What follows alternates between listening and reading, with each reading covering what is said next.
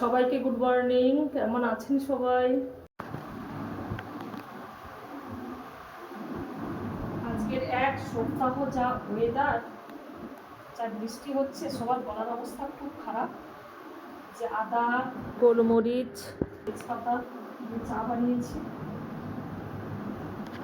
সীমা আয়।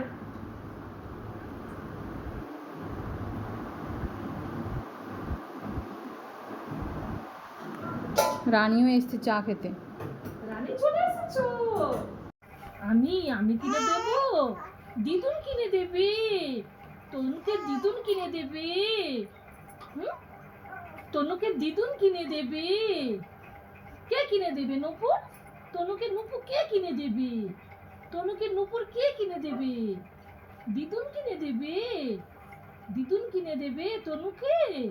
আজকে পেঁপের তরকারি করছি, পাশে ডাল হয়ে গেছে, আর ঢেঁড়স ঝিঙ্গা আলুর একটা তরকারি করেছি, একটু ডাল সেদ্ধ তুলে রেখেছি, আজকে গরম হতে খাবো। ফুল তুলতে এসে হঠাৎ দেখছি এই যে আমার আতা গাছে আতা পেকে গেছে।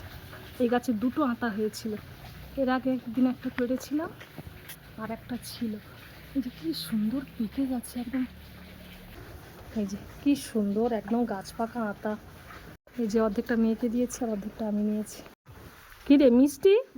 হ্যাঁ, একদম গাছে পাকা আতা না, প্রচুর মিষ্টি। এই গাছটা 1 বছরের গাছ, আমি নার্সারি থেকে এনেছিলাম। 1 বছরের মধ্যে এত বড় হয়ে গেছে। প্রচুর ফুল হয়েছিল, কিন্তু ছোট্ট ছোট্ট আতা ধরেছিল, সব খসে পড়ে গেছে। দুটো ছিল, এই দানাগুলো ফেলে দিয়েছি, এখানে চারা হবে। গন্ধরাজ লেবুর গাছ, এই যে লেবুগুলো একদম পেকে হলুদ হয়ে গেছে।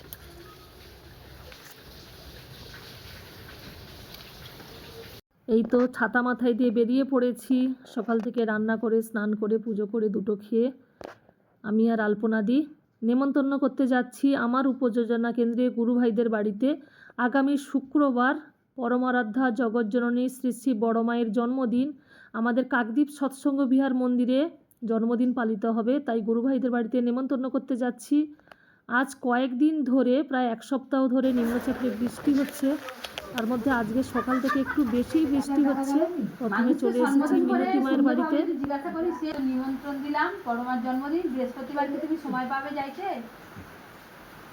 আর ওই বিকেলবেলা সব মায়েরা সবজি কাটবে, তুমি একটু ঘুরলে টুকলে।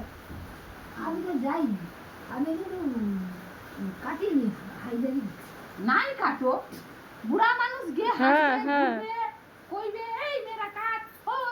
রেনুমা তো যায়, রেনুমা তো যায়। আমি তো গত বছর গেছি। আরে তুমি যদি একটা আড়াই রেবেন করে ছাড়াও, তাও তোমার ইষ্টকর্ম হয়ে গেল। আর তুমি যদি বলো যে ওইটা করবে, সেটা করবে। তুমি বলে আমি গত বছর গেছি। এখন আমরা অন্য আর এক জায়গায় এসেছি, হাটেশ্বরে। এখানেও গুরু ভাইরা সব আমার উপযোজনা কেন্দ্রে ইষ্টভীতি দেন, এইসব গুরু ভাইদের বাড়িতে নিমন্ত্রণ করতে এসেছি। আজ কয়েকদিন ধরেই তো নিম্নচাপে বৃষ্টি হচ্ছে, এত বর্ষা হয়েছে, চারদিকে জল থই থই করছে। এইসব বাড়িগুলো সব গুরু ভাইদের বাড়ি। এখন আমরা আছি ঠিক ফিশারির কাছে,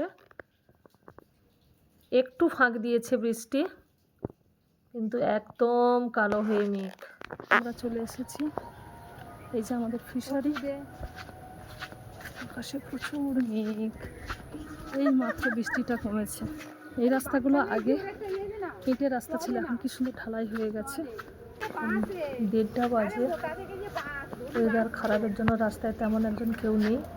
এই ঢালাই রাস্তা থেকে আবার বাঁ দিকে রাস্তা ঢুকে গেছে, এই রাস্তা ধরেই আমরা যাব। কয়েকদিন বৃষ্টির জন্য চারিদিকে জল জমে গেছে। আবার এই ডান দিক থেকে ভেতরের দিকে যাব। এই ভেতরে আমাদের অনেক গুরু ভাইরা আছে, আমার কাছে ইষ্টভীতি দেন। এত ওয়েদার খারাপ, বৃষ্টির মধ্যে আমরা গুরু ভাইদের বাড়িতে নেমন্তন্ন করতে এসেছি মায়ের জন্মদিনের জন্য। জল পেরিয়ে পেরিয়ে যাচ্ছি,